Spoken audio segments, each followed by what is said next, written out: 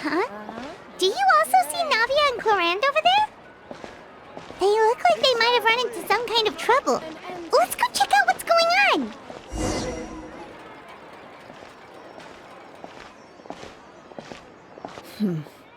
Still no dice?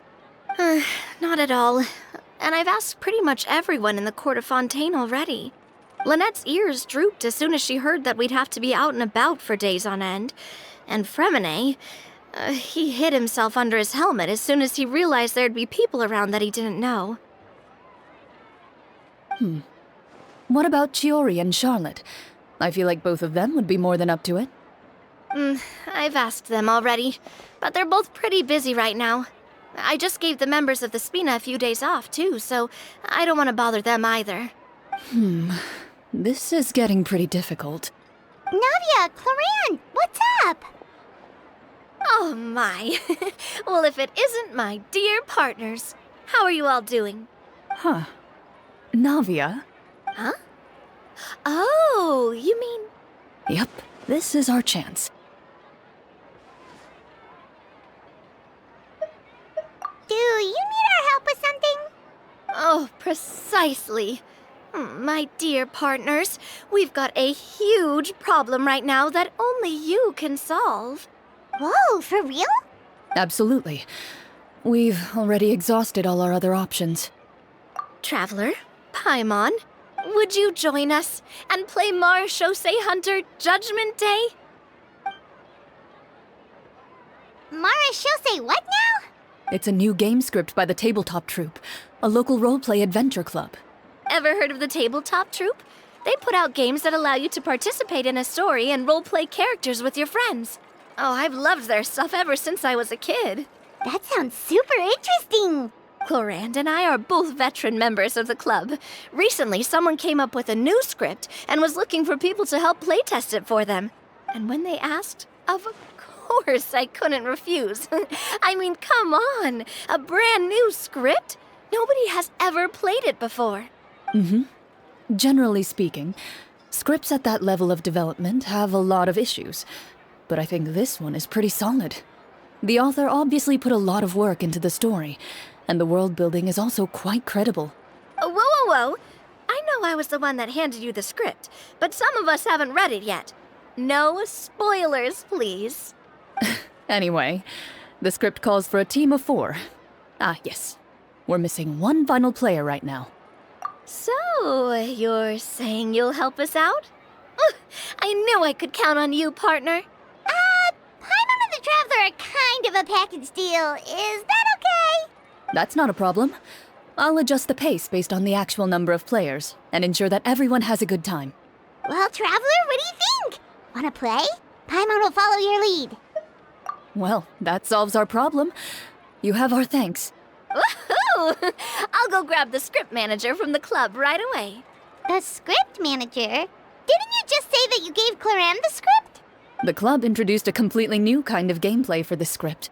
In this iteration, the Game Master's version of the script is incomplete. The script manager provides the next part of the script only after players have completed the current list of objectives.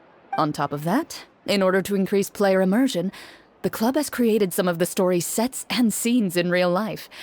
We'll only know where we should go once the script manager reveals the starting location. Wow, you're right. Whoever wrote this script really did put in a lot of work. And it's got a real healthy amount of suspense, right? I mean, even the GM doesn't know how the story will end. I look forward to experiencing it with you all. Why don't you go meet up with the others first? They should all be waiting at Chioria Boutique. I'll come over with the script manager as soon as I find them. Sounds good. Remember to always watch where you're going, and don't rush. You say that like I'm 6 years old or something. Let me think. What kind of character should I play this time? I just hope you'll pick up some useful skills this time.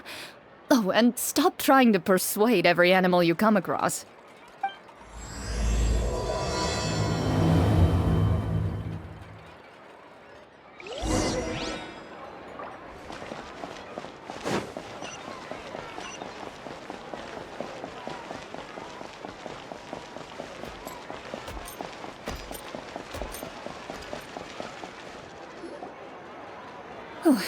Sorry to keep you waiting.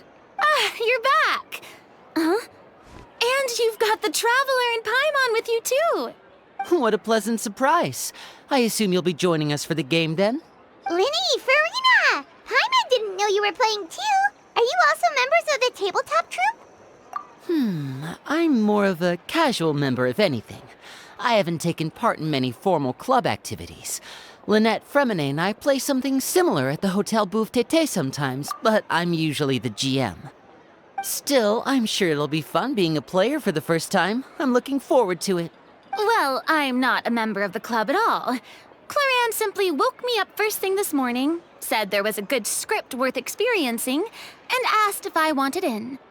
If you're interested, I can give you a referral. That should give you a 40% discount on membership fees. I think I'll wait to see how this experience plays out first, especially when it comes to the quality of the script. If it's sufficiently fun, then I'll join. Do you participate in a lot of tabletop troupe activities, Clorinde? You could say that. She's actually one of the few senior game masters of the troupe. Ah, right. I knew about that even when she was still my subordinate. It's nothing. Really, just a small hobby of mine. Wow. Paimon's so used to seeing you be all upstanding and intimidating as the champion duelist. It's kind of hard to imagine you role-playing with a bunch of friends. Surely you jest. I would never intentionally make things difficult for my players. I maintain a clear boundary between my professional and personal lives. The me you see at court represents the law and order of Fontaine. I put all personal feelings to the side and grant a fair duel to all who seek to defend their honor.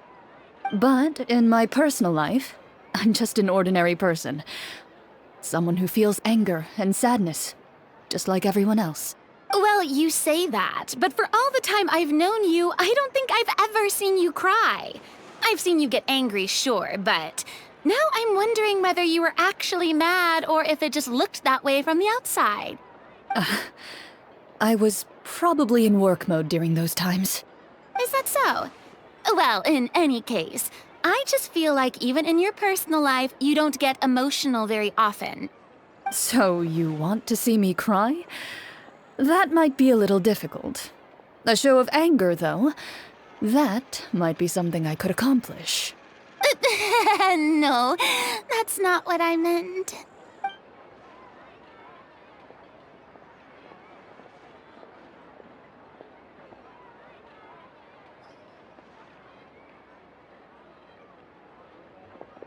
Ah, I'm back! Here, allow me to introduce you to the script manager, Mr. Florian. Pleasure to meet you all. Hello. Wait, are you a champion duelist too, Mr. Florian? Oh, no. This is just the costume provided by the club. I occasionally play a few of the roles in my scripts. That sounds like a lot of work. It's nothing. It's the least we can do to give the players a more immersive experience. Anyway, allow me to give you a brief introduction of the script. This script was adapted from the real history of the Marchaussee hunters. You all will play the role of hunters from a bygone era and resolve a series of events unfolding in the capital. Paimon's not super familiar with the history of the Marchaussee hunters. Is that a problem? Oh, no problem at all. I can give you a brief rundown. So, basically, Marchaussee hunters were people who dedicated themselves to hunting monsters and protecting the city by using a special swordsmanship technique passed down over generations. Their story can be traced back to the ancient Remurian dynasty, as well as the first hunter, Cassiodor. But I'll leave the finer details for you to seek out and discover later. And I'll provide additional commentary as the story progresses. In that case, brave hunters, are you ready to set out on an unknown adventure? Whoa, just one sentence and it's like we're in the story already! Aha, I see many a determined gaze before me. Very well, head over to this location and begin your heroic journey. So, as we follow the story, it leads us to specific scenes? Ooh, sounds pretty innovative. What does the message in the envelope say? It's the exact location of the scene, as well as the formal permission to use the venue. Huh, seems like they have everything prepared. Please check all your belongings, everyone, and make sure you haven't forgotten anything. Once you're ready, please follow me to the designated location. Sounds good. Hunter Squad, move out! Whoa. They really have thought of everything. Even the Fatometer is here and ready to go for us. The Fatometer? What's that? It's a card that's used to determine action success or failure. We'll need to use it when we try to use certain skills. And what about all the dessert and tea? Is that for us as well? That's what the message said. Really? That's so nice. It feels just like a tea party with friends. Those snacks have Paimon's name written all over them. I think you might be more of a snack hunter than a Marchaussee hunter, Paimon. Snack Hunter Paimon reported for duty. If there are delicious snacks to be found, Paimon will track down every last one. The desserts are great. But I'm still looking forward to the story more than anything. Very fair. Then, let us begin. First, please pick up the blank character cards in front of you and write down your name and profession. You can find an abbreviated version of the rules printed on the back of your character card. If you have any questions, feel free to ask me. In this story, everyone is a Marchaussee hunter. To reflect this, the club has prepared a small badge for everyone. Ooh, nice. As hunters, you have proficiency in swordsmanship and fighting by default, so there's no need to allocate any additional skill points to those areas. Swordsmanship? So there's a fighting part to all of this? Paimon's not sure she can do all that on her own. Maybe Paimon can just stick with you? Why don't you share a character card then? The Traveler will be the Marchaussee hunter, and you can be her little floating assistant. Kinda like in real life. So, for the name, do I fill it out with the name of my character? Yep, it can be any name you like. You can use your real name too if you want. I do that whenever I get too lazy to think of a new name. Oh, so it would be like experiencing a different life, but still as yourself. That's not a bad idea. In that case, I think I'll continue to use the name Lyney then. Next up is the skill sheet. You have a limited amount of skill points that you can use to learn a number of skills. The more points you invest in a particular skill, the easier it will be to pass associated checks. I'll take persuasion and investigation. Those are must-haves when it comes to missions like these. Oh, those skills sound like they'd be useful for gathering intelligence. Good idea, Navia. Just as expected of a veteran player. So, should we also take those skills then? Not necessarily.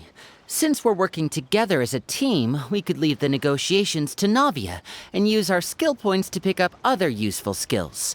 For example, I think I'll take stealth and sleight of hand. That will give us more options if we run into any situations we can't negotiate our way out of.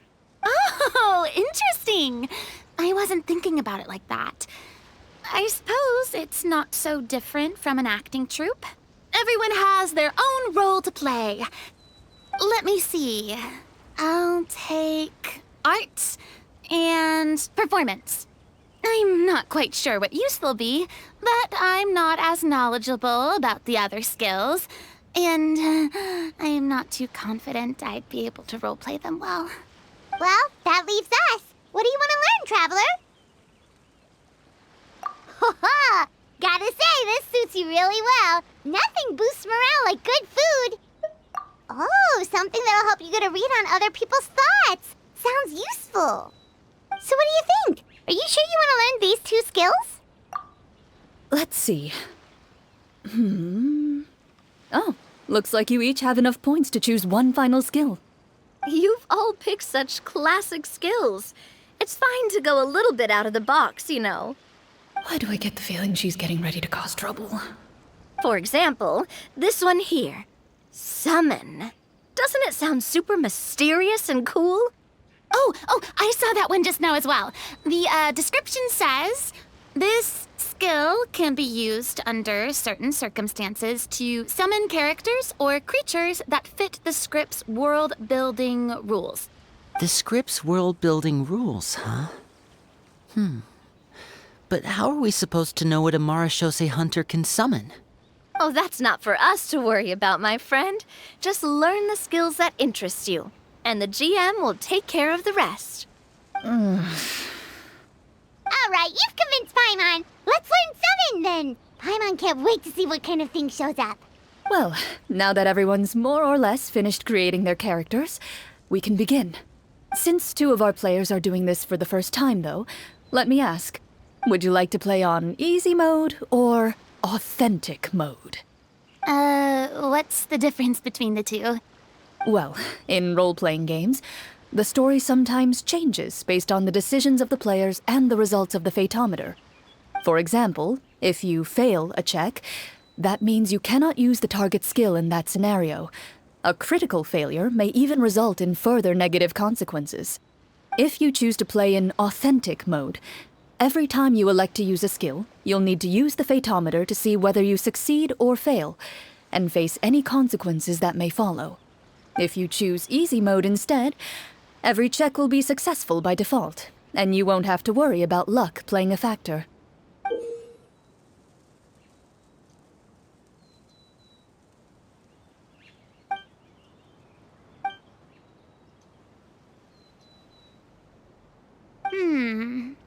Given that I'd like to focus on the story, I suppose I should pick easy mode. I'd feel bad if I brought the team down by failing my checks. Huh? Oh, come on. Don't worry about that. RNG is the lifeblood of role-playing games. I'm going with authentic mode for sure. Never knowing what you might have to overcome. Ugh, doesn't that sound exciting? I'd rather be mentally prepared for what might happen. All right, then I'll mark down Furina for easy mode. All her checks will be successful by default. As usual, Navia and Lyney will play on authentic mode.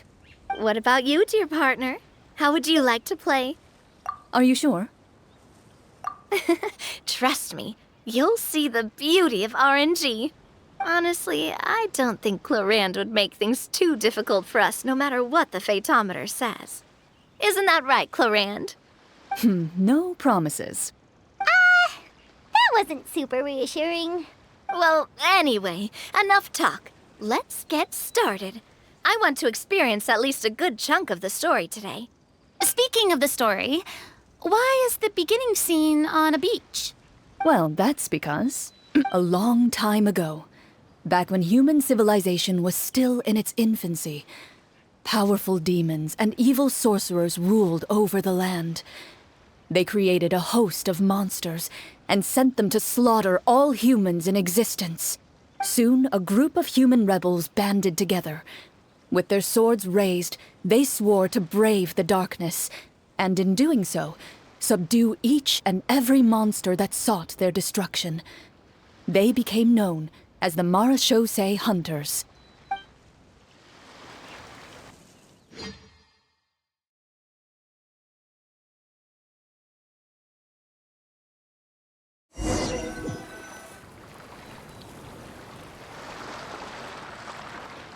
Sometime later, as a member of the Marchaussee Hunters, you receive a commission.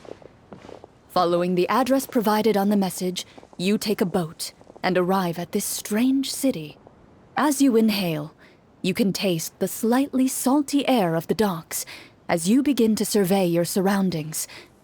There aren't many people in the vicinity, but you do take note of a few others who, like you, seem to be sizing up this place. Your eyes meet, and you realize these people are fellow Marchaussee hunters, likely led to this location after receiving the same commission as you. You're all Marchaussee hunters too, right? Allow me to introduce myself. The name's Navia, monster hunter by trade and helpful neighborhood businesswoman on the side. What say you to traveling together? We can help each other out on the road. Okay, count me in. My name is Lyney. I've been wandering since I was little and picked up a few less than legal tricks along the way. I was adopted by a Marchaussee hunter and later chose to follow in his footsteps. Is this where you introduce your character to everyone? It sounds like they've done this dozens of times. My name is Furina, and, I grew up in a noble family. I always had a strong interest in performance and the arts. Even though I'm a Marchaussee hunter, what I really want is to be a performing artiste. Hey, that's really cool. You can do it, Furina. That's exactly how it's done. Paimon is Paimon, a good friend and companion to this Marchaussee hunter right here. I've been studying the culinary arts since I was a child. I hope my delicious food can help boost people's spirits. That's wonderful. I'll be looking forward to your cooking during our adventures together. Well, if we're all here for the same commission, why don't we take some time to confirm what we need to do? You open your envelopes at the same time. The message reads, "To the honorable and trustworthy Marchaussee hunters, our kingdom is currently facing a grave crisis. The lands outside the capital have been overtaken by monsters, and our people are being led astray by forces of wickedness. We beseech you, please help us resolve this crisis and return peace and stability to our home." Huh. The layout of this city looks super familiar. It kind of reminds Paimon of Mondstadt. The scriptwriter must have used a real-world city as a reference when coming up with the map. As experienced hunters, the layout of the city reminds you of places once traveled. You recall the sight of tree-lined streets and the gentle tranquility of days gone by. Yet, as you regard the city in front of you, it appears to be little more than an empty shell. Its hollow gates are open to you, beckoning you to come forth and bring salvation back to the town. I carefully read every line of the letter and turn my attention to the signatures at the bottom. Who issued this commission to us? You see a long string of unfamiliar names. It would seem that many of the residents of the city issued this commission together. They sensed that things were not right within the kingdom and sent a distress signal to the outside world. In that case, why don't we take a walk around the city and see if we can learn anything from the local residents? Oh, good idea. We might be able to get some leads on the monsters and bad guys we're after. You look up and see a tavern nearby. It appears to be open for the day. Why don't we go check out that tavern? If the novels I've read are anything to go by, taverns are usually full of information.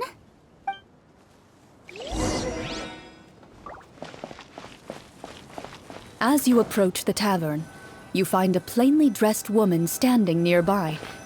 She appears to be rather troubled about something.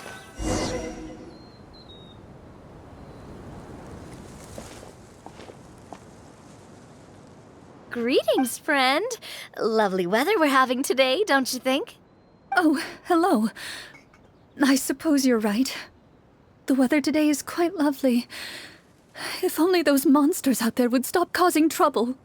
It seems like every character included in the script has a certain amount of useful information to offer. If we keep asking questions, we might be able to get some good leads. Oh, come now, don't be sad. Life is all about optimism. Oh, that reminds me. What did you have for breakfast this morning? I don't think that's the kind of question we're supposed to ask. Nothing turns a frown upside down like good food. How about some macarons? I could make you some. You didn't even take cooking as one of your skill proficiencies. That's not necessary, miss. Excuse me for saying this, but you don't really look like a chef. Besides, I'm not really a fan of sweets. So you're someone who barely smiles and doesn't like sweets. You're really starting to remind me of this one friend of mine. Hey! Did she just... me? Clorinde must have broke character for a second. This isn't getting us anywhere.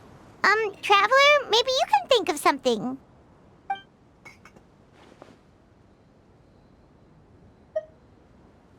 The results of insight checks aren't disclosed to the players, so I'll be the one consulting the fatometer.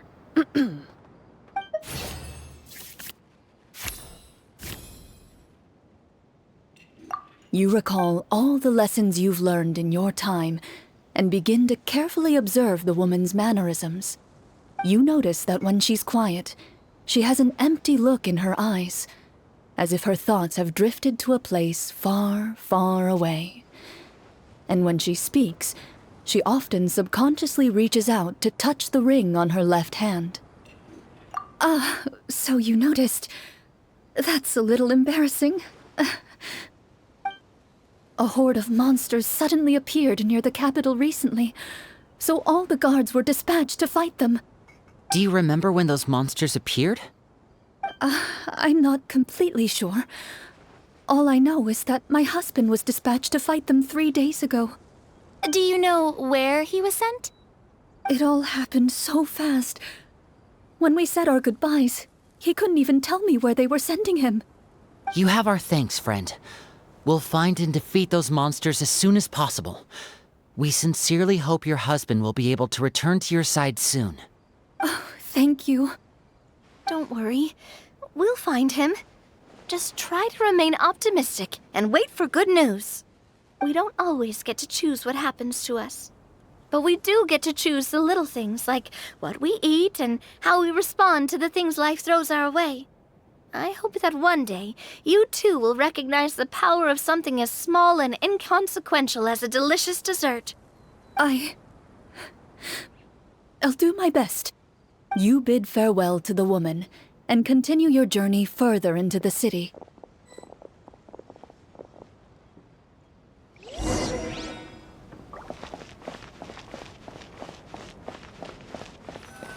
As you venture further into the city, the streets appear largely empty. An elderly woman walks past. You see her shake her head as she puts away her wrinkled wallet. A nearby merchant folds his arms and gives you a disdainful look. You get the impression that he's someone who has long gotten used to the sight before him.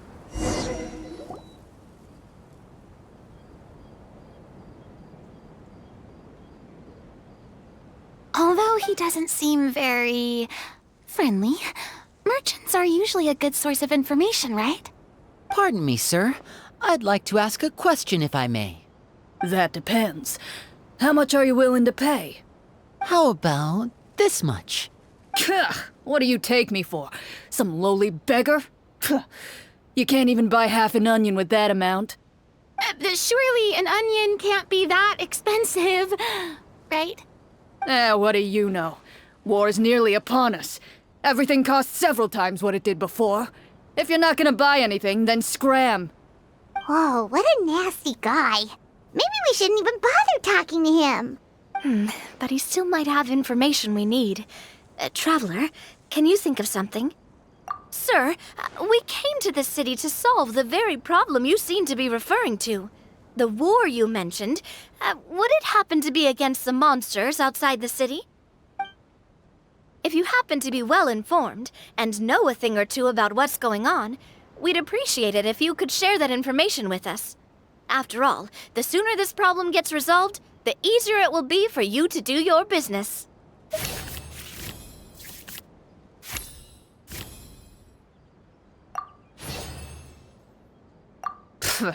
Well, things are basically as you said, young lady. Those monsters are camped outside the city, and they've been destroying all our trade routes. We have limited reserves within the city, so if this continues, we're all gonna be in big trouble. Wait, you're saying no one has put a plan in place to distribute supplies or maintain order? We could all starve, and those nobles in the palace wouldn't even break a sweat. Who knows? Maybe they've been in cahoots with the monsters all along. That is concerning.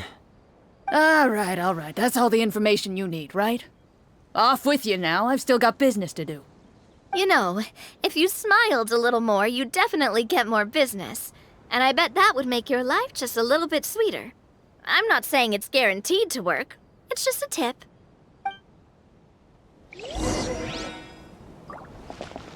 Should we try to go somewhere with more people? Oh, how about the city square? Follow me.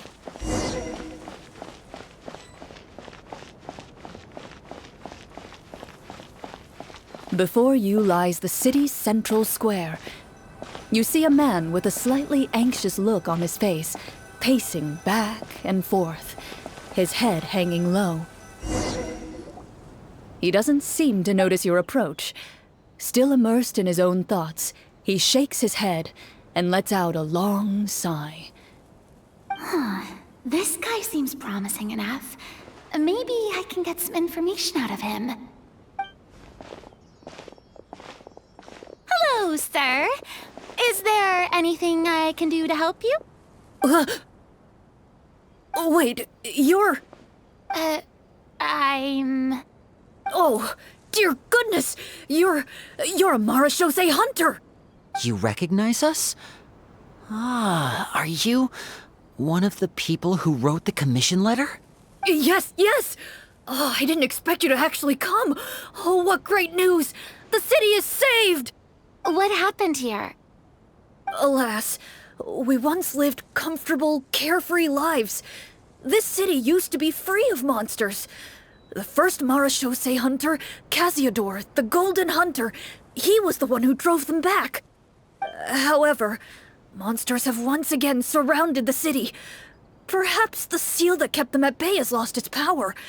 Or perhaps an evil sorcerer has been meddling in our affairs. All I know for sure is that their return has stripped the city of any chance at peace. Are there not enough soldiers to drive them out?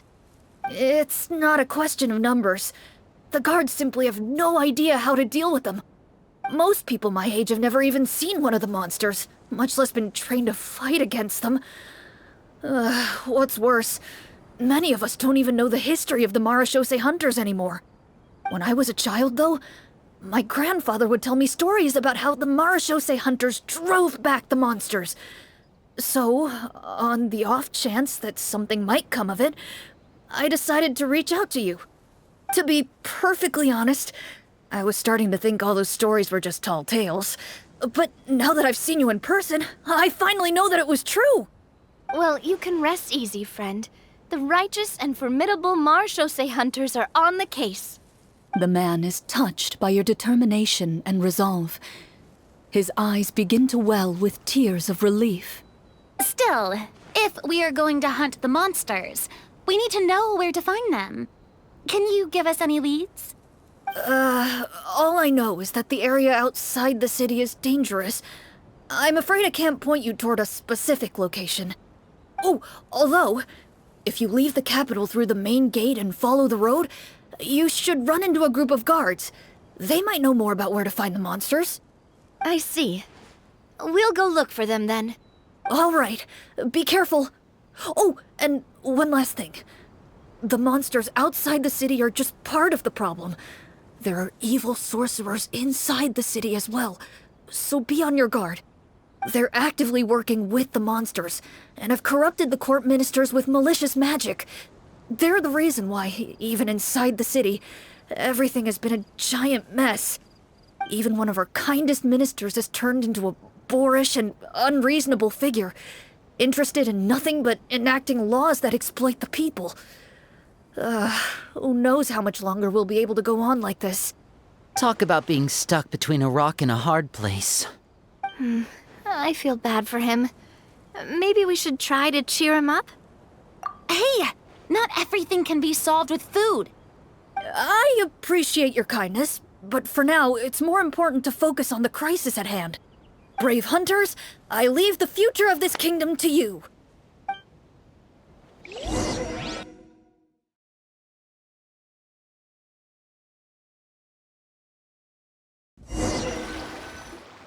If I understood correctly, there are currently 2 problems in the kingdom that need solving, right? Exactly. We need to defeat the monsters outside the city and take down the evil sorcerer stirring up trouble from within. But which problem should we tackle first? Well, this seems like a good moment for a break. Take some time and discuss what you want to do. Let me know when you've made your decision. I really didn't expect the people in the city to keep us at arm's length like that. I totally thought the hunters would be treated like heroes. Well, Clorinde said the script took cues from the real history of Fontaine, right? Maybe the real-life Marchaussee hunters were also treated like that. I wouldn't say it's a perfect representation of history, but there are definitely some similarities. Would you like to hear more about it? Sure. As long as it doesn't spoil anything in the script. You brought up bits and pieces of the hunter's history before, but it was all in passing. Paimon wants to know too! The hunters were super powerful, right? Were they all from a special line of supernatural beings or something? Kind of like the yokai in Inazuma? No. All Marchaussee hunters were ordinary mortal fighters. The only thing that set them apart were the special sword techniques passed down over the centuries. Huh? So you mean anyone could become a Marchaussee hunter? In theory, yes. All you would need to do is survive the rigorous training and master the swordsmanship techniques required to fight the monsters. Still, most people dropped out at the early stages, and others called it quits the minute they saw a monster in person. To become a hunter, you must be strong in both body and mind. What kind of monsters did the hunters fight exactly? Oh, and the evil sorcerer the script mentions. Did they exist in real life too? The land of Fontaine once played host to an ancient dynasty known as Remuria. After that dynasty fell, monsters began to appear, intent on obstructing humans from establishing a new social order. One of the ancient sorcerers of Remuria used his power to assemble a formidable army of golems. He sought to use that force to establish himself as king. Now, wait a second. Don't tell me that guy was the inspiration for the evil sorcerer in the script. We still haven't found any in-game information on him yet. So, why don't you talk about someone else for now? Well, I wasn't planning on going into anything you might be able to find out in the game. But if you want me to talk about something else, then... How about Casiodor, the Golden Hunter? Or Egeria, the ex-Hydro Archon? Wait, but those people are all from a super long time ago. Where did you learn all this, Clorinde? From my master. Huh. By master, you mean Miss Petronia? Is someone you know? Absolutely. Miss Petronia and my father were good friends. Back in the day, she would often bring Clorinde over to play, but then... Let's not get off topic. Anyway, back to what I was saying. Responding to Egeria's call, a number of warriors followed Casiodor into battle against the monsters. This group of warriors, under Casiodor's leadership, became known as the Marchaussee Hunters.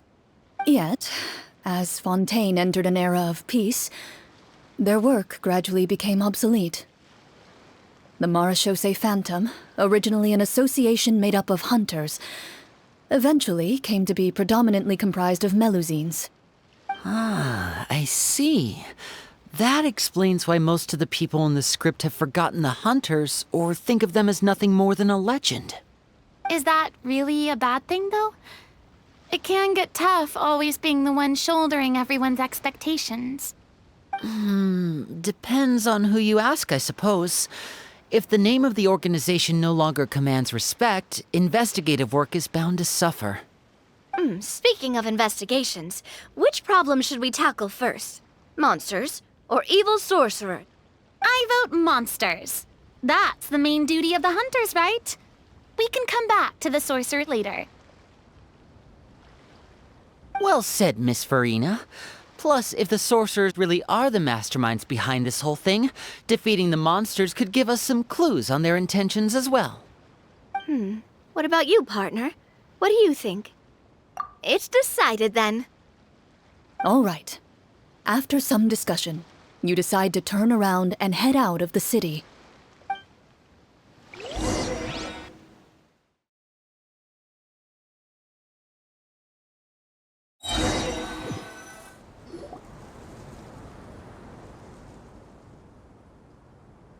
Let's take a look around, like that guy said.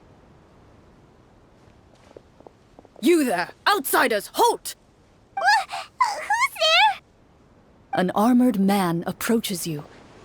He has a tall, muscular build, and a determined expression in his eyes. Just one look, and you can tell he's fought in his fair share of battles. Although he's trying his best to conceal his current state, his uneven gait and the sweat dripping down his forehead make it obvious that he's been wounded and is in serious pain. "I'm the captain of the guard. I saw you sneaking around the city earlier, so I'll only ask this once. State your purpose, or it's off to the dungeons for the lot of you." Wow, it's been a while since someone's been this suspicious of us. I said talk, not whisper between yourselves. Have you ever heard of the Marchaussee hunters? Marchaussee hunters? Ha! That fairy tale, you mean? What, do you expect me to believe you're one of them?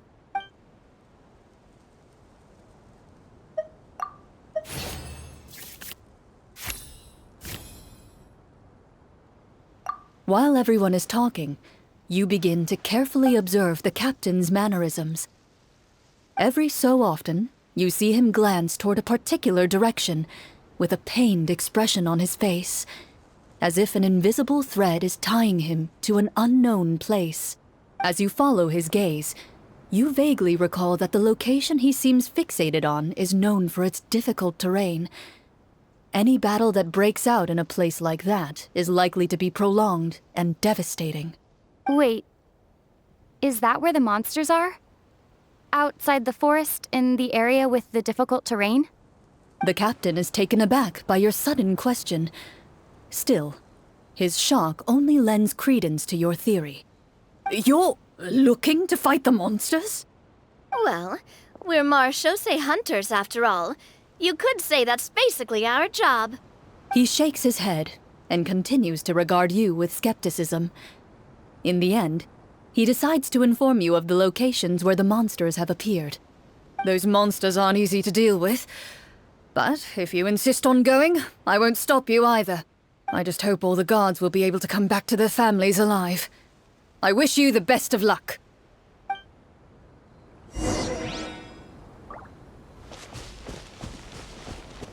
Based on what the captain said, the monster should be right up ahead. Let's go. Hopefully we're not too late. As you approach the battlefield, you see numerous people lying by the side of the road. They appear to be dressed like guards. Their faces are filled with desperation and terror. Some are screaming and cursing in vain, as if still trying to banish the monstrosities they saw from their minds. A few of the wounded look up at you in shock and disbelief. "Quick, leave this place. Turn around and don't look back," they yell.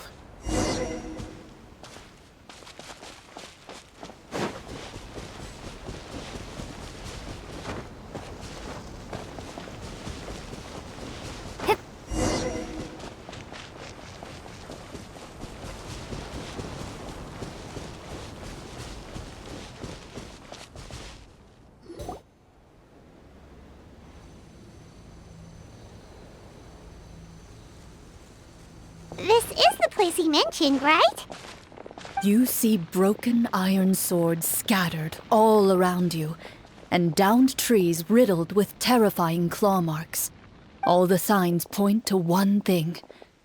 A truly devastating battle just took place here. Be on your guard, everyone. The monsters might still be around. Before you can finish your sentence, you hear rustling sounds from the surrounding bushes. The monsters have emerged. They close in on you without fear. You get the impression that, in their bloodthirsty eyes, you're just another meal for them to devour. A little help here! This thing wants to eat Paimon! Your battle round begins now.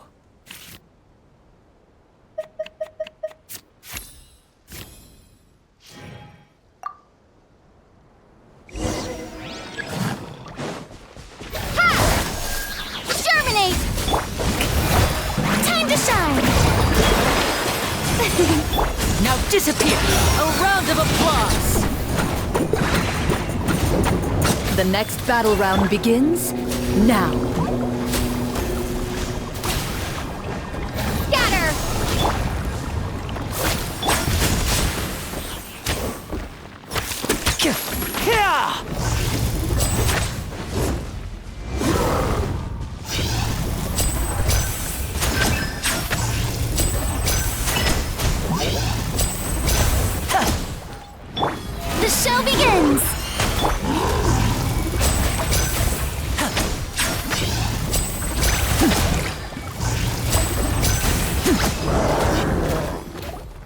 the monsters let out a terrifying roar of anger and resentment before dissipating into thin air.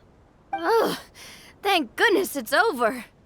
We're lucky the Marchaussee Hunter class came with all those preset skill points. Otherwise, we would have been in some real trouble. I never knew the Fatometer even determines the amount of damage you inflict.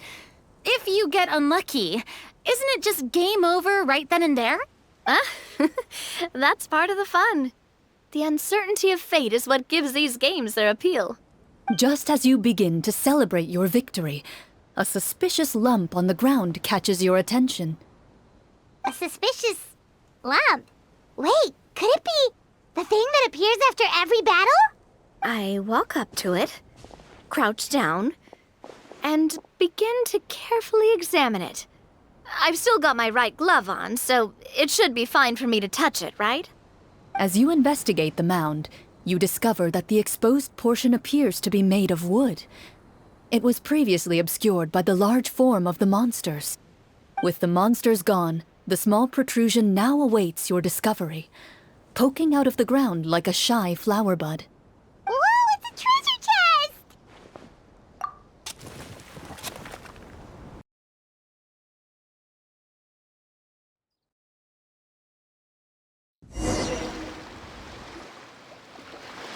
With everyone's help, you successfully excavate the wooden chest from the ground.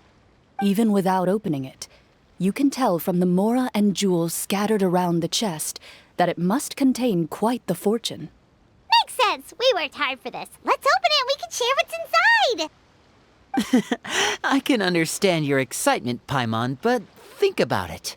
Doesn't it seem like there are people out there who need this treasure more than us? Yeah.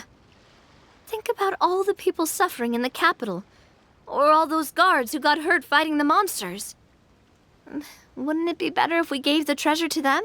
Wait, is that how it works? Paimon thought since we were the ones to dig it up, we could just take it for ourselves. Well, let's put it this way. Any decision you make during a role-playing game can impact the future course of the story. But would the people really believe us? It's hard enough for us to prove we're Marchaussee hunters. What if they think we procured the treasure illegally?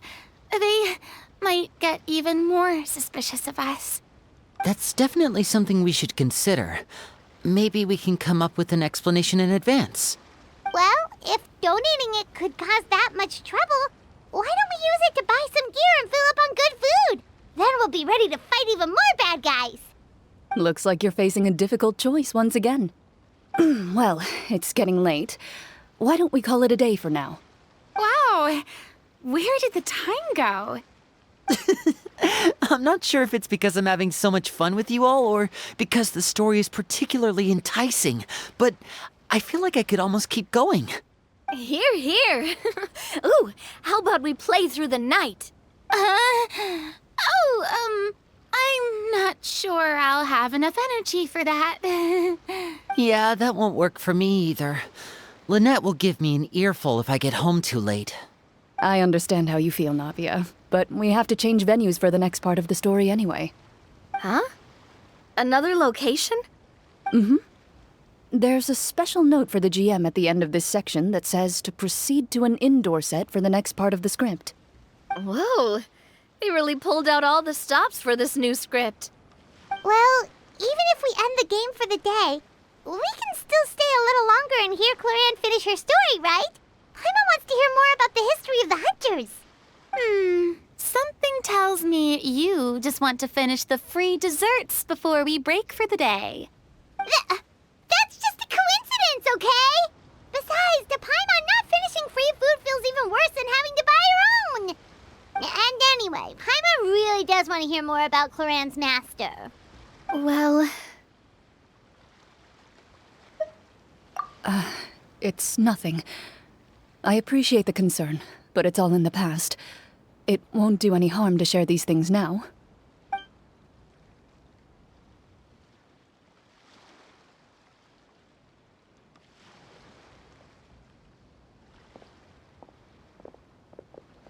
My earliest memories are of living with Master. According to her, she saved me from certain people of ill repute. My birth parents had left me behind some time before that. What a heavy beginning for a life story. Master was a fascinating individual. If inexperienced in the ways of raising children. My first ever toy was a short sword. Although I suppose it wasn't so much a toy as something Master removed from her waist and handed to a noisy child in need of distraction. Oh wait, so she handed an actual sword to a child? Isn't that dangerous? Did you hurt yourself?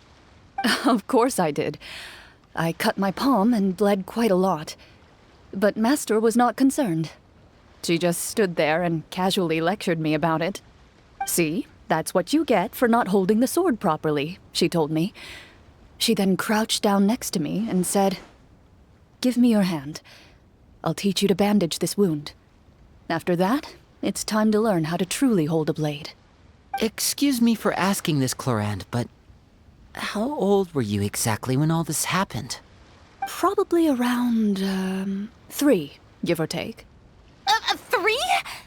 Isn't that when most kids are still struggling to hold a fork? As I said, Master was rather inexperienced in the ways of raising children. She believed trial and error was the best way to teach a child what they're capable of. I'm not so sure this is a question of experience. I didn't see anything wrong with her ways at the time. And anyway, children don't get to choose how they're raised. Oh, she did bring me back a pet from Liyue once. It was a Geovishap hatchling. A Geovishap hatchling?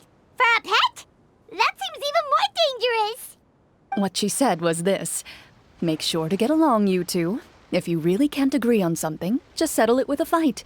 Whoever loses is the real pet. And how old were you when this happened?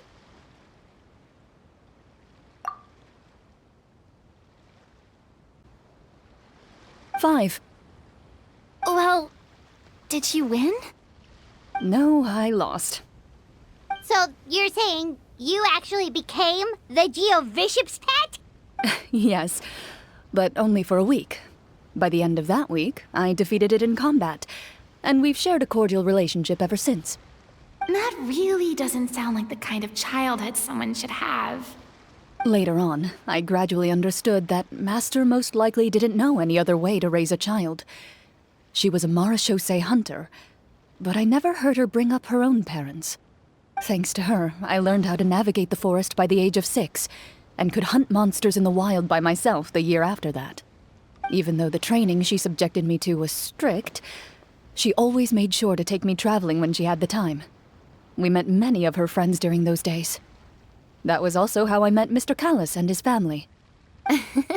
I still remember the first time we met. You were too scared to join our picnic and hid behind Ms. Petronia the whole time. I still hadn't really met many children my age at that time, so I didn't know how to interact with others.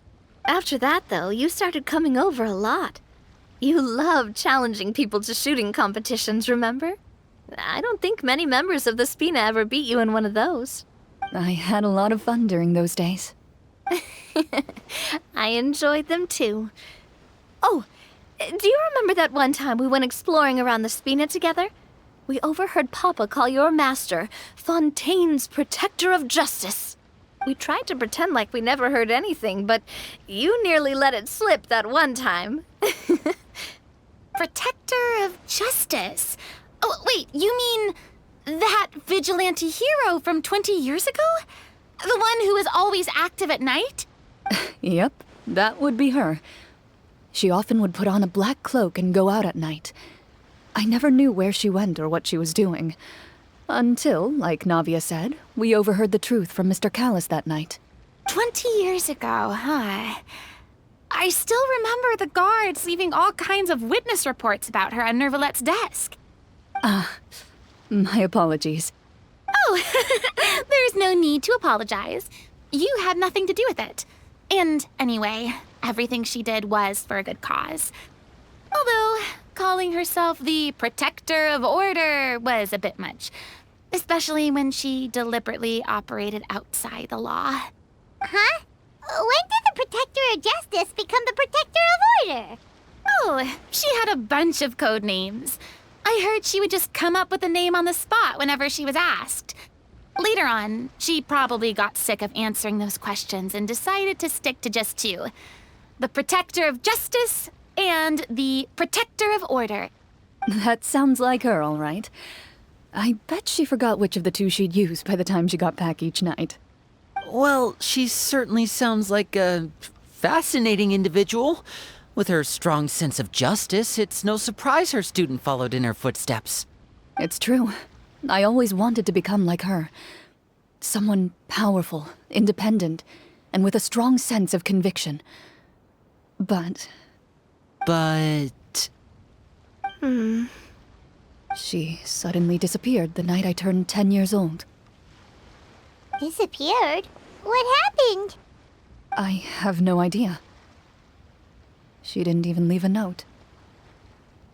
I was never able to find out where she went. That night, I was celebrating my birthday at Navia's house, but Master never came to pick me up. When I returned home on my own, it was to an empty house. When she still didn't appear after a few days, I went to Mr. Callus's house to ask about her whereabouts, but he only shook his head. Papa probably didn't know either. I know he sent a few people to investigate the matter in secret, but they never found any credible leads. Don't worry, I understand.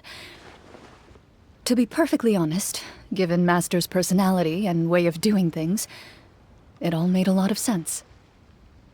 If I had to guess, I'd say she probably used it as an opportunity to force me to become independent.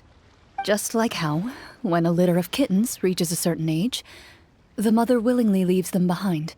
Were you upset, Clorinde? I was at first, but not anymore. I don't believe Master would suddenly disappear for no reason. There must have been something she just had to do.